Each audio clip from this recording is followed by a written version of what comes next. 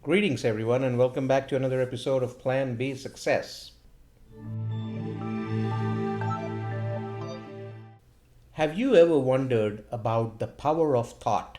Have you ever wondered if you can think yourself into your desired level of success? Have you ever wondered, like me, if thinking can be influenced so that it can help you achieve success faster, better, and in a more efficient manner? We all know that we have the conscious side of us as well as we have the subconscious side of us. Now, between the conscious and the subconscious aspects of our brain, is it possible to enjoy the level of success that we desire and to get there effectively? That's what we're going to try to answer for ourselves today. Now, during the days when I taught management courses, many a student had asked me, how do I become as successful in life as I possibly can? In some cases, the question was, how do I become as successful as I want to be?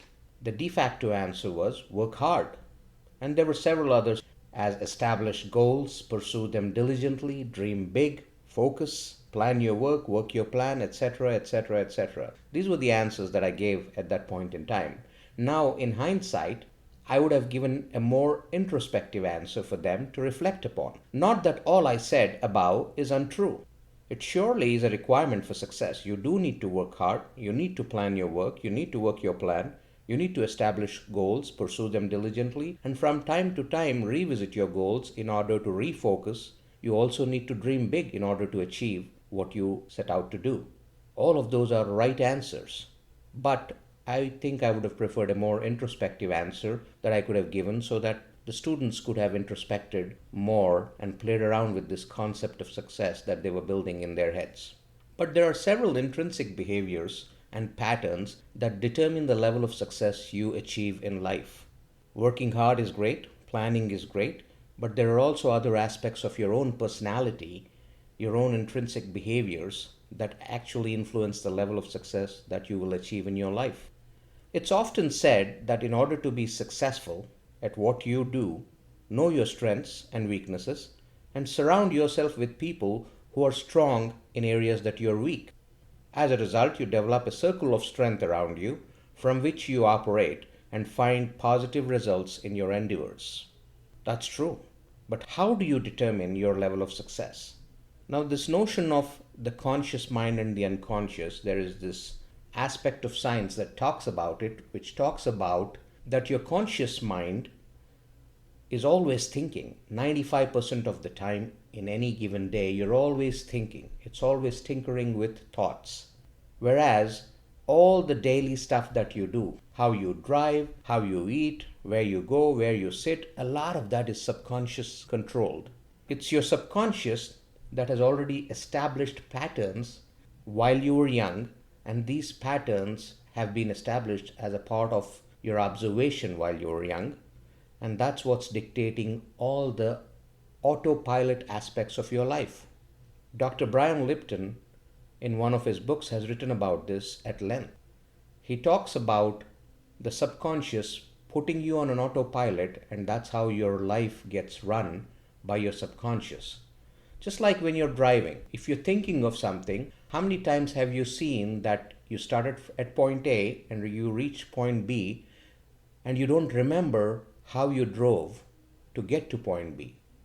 Because you were lost in thought, but you were still on the road and you made it safely from point A to point B. That's your subconscious helping you take that route and get you to point B from point A safely without you really having to expend a lot of conscious energy on it while your mind was busy in thought.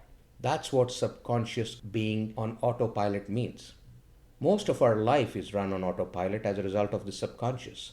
But the conscious mind is the one that's tinkering with thought, that's actually practicing thinking as well as action and how to go about executing on that action.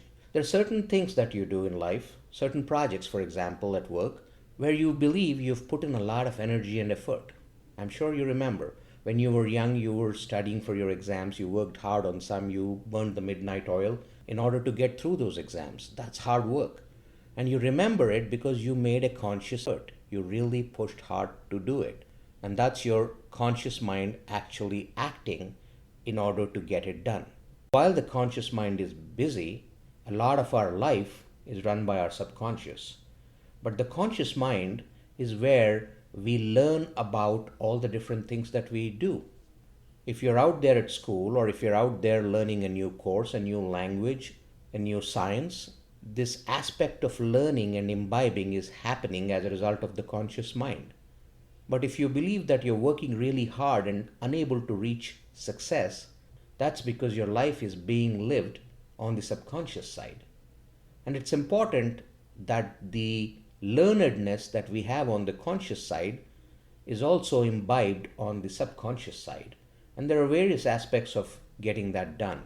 For instance, when you sleep, if you focus on a certain aspect, there's a possibility that you'll dream about it. There's a possibility that when you wake up, you'll still be thinking about it. Many a time, there's a possibility that you'll find a solution while you are in sleep because you went to bed with a challenge in head and thinking about it. I'm sure many of you have seen that. That's the way to train the subconscious in order to learn things, unlearn other things, and learn things that you want it to influence, on you being successful. And we can spend a lot of time talking about this and get into it deeper. But for today, what I'd like to talk about is it possible that you can think yourself to success? And the answer is yes, absolutely. It is definitely possible to think yourself to success. It's definitely possible to bring in intrinsic behavior changes, to change habits within you when you influence not just your conscious mind but also your subconscious mind. It's often said that in order to be successful, you surround yourself with strong people. I just talked about it. And the reason we do it is to strengthen the areas that we are weak in. You're a sum total of the people, the 5 people that you spend the most time with. That's what's said about all of us. Our experiences, our thoughts, our actions are influenced by the people that we spend the most time in. And that's the reason we try to choose people that are intellectually capable, that are probably better suited in terms of certain aspects of our life where we are weak, that they're stronger, and that we can have some intelligent discussions with them.